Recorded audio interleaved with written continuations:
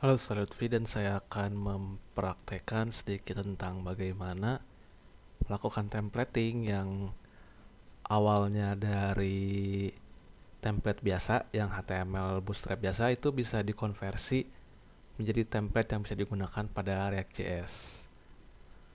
Mungkin sebelumnya kalian harus download dulu templatenya dan posisinya kalian harus sudah terinstall React.js. Jadi, yang pertama kalian harus lakukan itu, ini kan hasil ekstrak dari templatenya. Bisa dicoba dibuka, lalu kita analisa kodenya. Mungkin ada pemaparan sedikit kenapa harus pakai bootstrap biasa gitu, nggak ada pakai template yang langsung aja gitu. Bisa aja lebih bagus kalau misalnya pakai template React.js langsung. Emang lebih bagus, cuma kalau misalnya pakai template yang React.js itu dia kebutuhannya cukup banyak sama masih belum banyak si penggunaan si templatenya. Rata-rata yang bagus itu pada di template yang ada di Bootstrap atau yang di CSS biasa. Nah, sekarang kita langsung mulai melakukan konversi, tapi kita cek dulu codingnya. Nah, dari pertama dari HTML, head, body. Nah, requirement yang harus di garis bawahi itu kita harus ngecek apa saja yang digunakan sama template ini.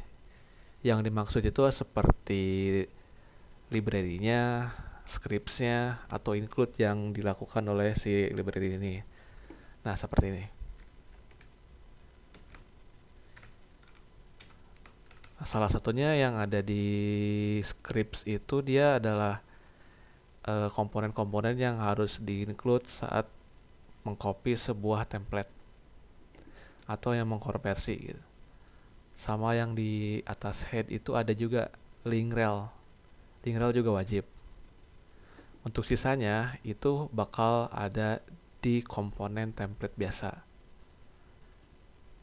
Nah, saya langsung contohkan, misalkan saya memulai copy semua yang ada di sini. Oh, sebelumnya saya harus copy dulu isi dari komponennya. Nah, ada CSS, font, IMG, JS, running doc. Ini biarin saja. Langsung di copy semuanya dan di paste. Mungkin ini juga di bawah aja deh. Bisa di paste di sampling. Nah, sampling itu di sini posisinya sebagai project React.js ya. Nah, kayaknya gue disimpan di public, langsung aja copy paste semuanya. Nah, langsung ada muncul CSS, font, IMG, JS, CSS, dan vendors. Semua ini bisa dibilang wajib, walaupun ada beberapa yang bisa aja nggak dipakai. Cuma kita coba pakai semuanya dulu aja. Dicoba hapus dulu. Nah, tolong untuk yang di project di app.js disesuaikan dengan yang ada di sini terlebih dahulu. Nah, biar lebih memudahkan saat melakukan coding. Nah, sampai sini saja. Jadi semua yang ada di sini harus disesuaikan biar nanti pas kopas gampang. Nah, selanjutnya bisa dicek di index.html. Di index.html itu dia sebagai media untuk menyimpan semua komponen yang ada di app.js atau di yang lain sebagainya. Jadi untuk si kerangkanya kita buat dari sini dari index.html. Jadi dari index.html berarti kita simpan semua yang ada di head dan scripts. Dia head dan di paling bawah di bodinya itu yang di scripts. Kita langsung masukkan di sini. Langsung saja di bawahnya. Logo diamin aja, berarti meta charset dan bla bla bla disesuaikan. Viewport. Karena viewport ada yang sama, jadi kita bisa hapus beberapa. Nah, diutamakan kita gunakan yang udah diberikan oleh template. Jadi jangan dari yang bawaan React.js-nya, karena kalau misalnya pakai yang bawaan React.js itu kadang bisa tidak menyesuaikan nantinya. Lalu yang selanjutnya itu yang body.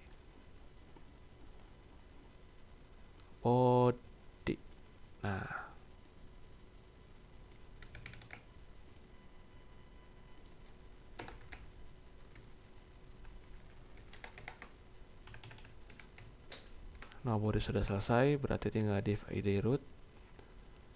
Lalu kita bisa coba lakukan ini. Nah, kita simpannya jangan di div tapi di body, karena itu akan mempengaruhi bagaimana penggunaan sebuah library nantinya. Bukan library tapi template-nya biar gak terlalu berpengaruh. Nah, ini bisa di copy semuanya. Nah, ada suatu kasus di mana kita harus mengcopy semua isi dari body, karena body ID sama dengan root itu berarti nanti akan diisi oleh coding atau sintaks yang ada di app.js. Jadi kita harus menyesuaikan biar tidak pabalatak nantinya. Nah, berarti ini hapus. Nah, kurang lebih seperti ini. Atau mungkin kalau scripts kita bisa simpan di bawahnya body saja juga bisa. Nah, soalnya rata-rata itu biasanya script itu emang di paling bawah body atau di bawahnya body. Untuk yang no script bisa disimpan di sini saja. Lalu yang selanjutnya adalah mengcopy semua komponen. Bisa kita ambil dari bawah sampai atas. Nah, di copy, di paste. Nah, berarti kan banyak yang error nih. Sesuai dengan aturan di React.js, kalau misalkan sebuah tag itu dia nggak boleh ada yang namanya pembuka dan penutup. Dan cara mengkomen di React.js itu cukup berbeda. Jadi, untuk yang menggunakan Visual Studio Code bisa ikuti langkah berikut. Yang pertama, kita copy komennya, paste di sini, dan kita gantikan jadi kurung kurawal / dan bintang. Nah, yang selanjutnya yang kurung tutup yang di tag HTML-nya kita copy, langsung paste bintang / kurung kurawal, replace, dan komen berhasil diganti. Berarti dari sini kita harus melakukan sebuah konversi yang aslinya. Jadi kita rapikan dulu dikit codingnya. Mungkin udah cukup rapi, tapi dari sini mungkin agak kurang rapi. Nah, kita cek apa yang tidak ditutup di sini.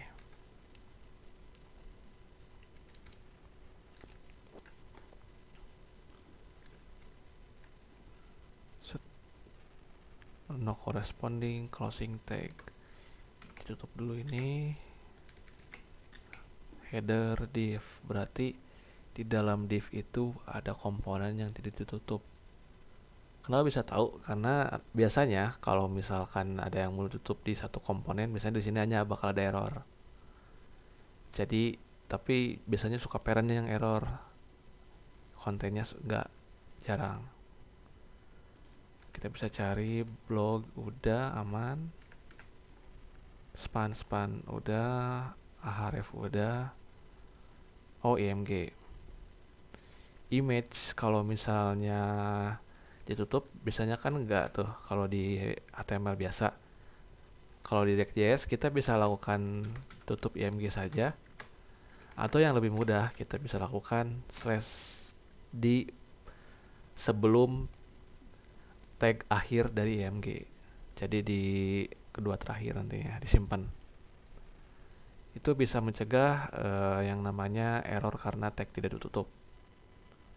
Dari sini kita bisa cari lagi, langsung aja img. Nah, berarti banyak ya. 2, 3. Ini biarin dulu aja. Di sini masih ada header yang error, berarti ada sesuatu yang nggak ditutup di sini, harus dicari. Href aman, li aman, tapi kayaknya di sini udah ditutup deh, berarti kita tutup. Dah, header berarti aman. Langsung ketahuan ya, kira-kira yang mana ditutup, mana yang enggak. Jadi kadang-kadang template juga bisa aja ada kesalahan coding. Jadi wayahna harus dibenerin. Seperti biasa, img di komen, dicari lagi. Di sini kan yang berapa ya bermasalah tuh yang di sini, berarti isi-isinya ada yang bermasalah. Kita tuh cari aja dari yang merah-merahnya. Nah, img biasanya jarang ditutup kalau di selain React.js. Jadi kita harus benerin satu-satu semuanya.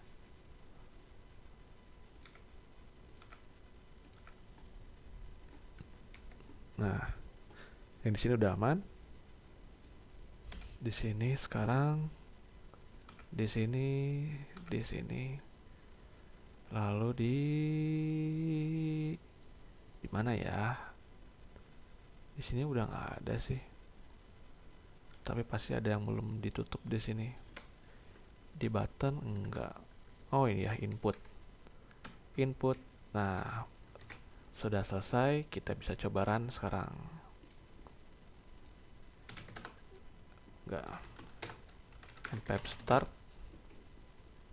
Berarti bisa dilihat ya apa. Jadi seperti yang input ini ada sebelumnya dia nggak ditutup si tagnya. Jadi kita tutup pakai ini aja, langsung dikasih slash di paling belakangnya. Kenapa dilakukan seperti itu? Karena penggunaan React.js itu seperti yang sudah disebutkan, dia harus ada tutup di setiap tagnya dan harus diparentkan. Jadi ada tag yang membungkus semuanya. Kalau misalnya nggak juga bisa pakai tag kosong kayak yang tadi saya liatin yang ada di sini. Nah, tag kosong tutup, tag kosong buka. Nah, kurang lebih seperti ini. Jadi dia sudah tinggal disesuaikan bagaimana sih konten-konten dari template-nya. Mungkin untuk tambahan, semua ini itu gak perlu yang namanya kita timpa semua dalam satu file app.js. Kita langsung bisa gunakan pembuatan kelas baru. Jadi kita simpan satu-satu semuanya. Jadi biar gak pusing pas kita mau ngedit nantinya. Caranya, yang pertama kita bisa buat dulu folder baru. Walaupun di folder asset saya langsung bisa, cuma saya karena nggak apa-apa balatak, jadi saya menyimpan di komponen folder komponen. Nah, misalkan kita tulis headers JS, tinggal tulis import React from React class headers extends React.component, export default headers, constructor props super props render return. Nah, seperti biasa ini adalah komponen yang bakal digunakan di setiap kelas seluruh di sini, di setiap file JS yang berhubungan dengan kelas. Sisanya biasanya jadi tambahan, walaupun konstruktor sebenarnya nggak terlalu wajib ya. Cuma kebanyakan bakal dipakai, walaupun sekarang kita nggak akan mulai pakai. Yang pertama kita mau copy yang headernya, kita hapus, kita paste di sini, lalu bisa dicobain untuk diimport. Tadi kan nama filenya headers, berarti kita import headers from titik slash foldernya slash headers. Baru di sini dipanggil headers. Nah, untuk isinya bakal sama kayak yang tadi. Cuma bedanya kalau misalnya pakai kelas itu, kelas baru, dia bakal disimpan di satu file yang nanti dia bakal ngambil semua yang ada di render dan proses yang ada di dalamnya. Jadi kenapa harus pakai kelas itu? Salah satunya biar rapi, terus biar kita bisa melakukan proses individual di satu komponen yang berbeda. Jadi nggak perlu semuanya. Tapi yang di return itu dia bakal diambil semuanya, sehingga kalau misalnya kita panggil dan itu bisa berkaitan dengan, kalau misalnya itu harusnya berkaitan dengan yang lain, dia bakal langsung berkaitan. Jadi nggak usah ada kalibrasi ulang atau nggak ada yang namanya konflik dalam komponen. Setidaknya kalau misalnya kalian bisa lebih rapi dalam melakukan copy paste-nya. Sekian dari saya, mungkin kalau misalnya ditanyakan mangga dihubungi pihak yang terkait. Terima kasih dan sampai jumpa.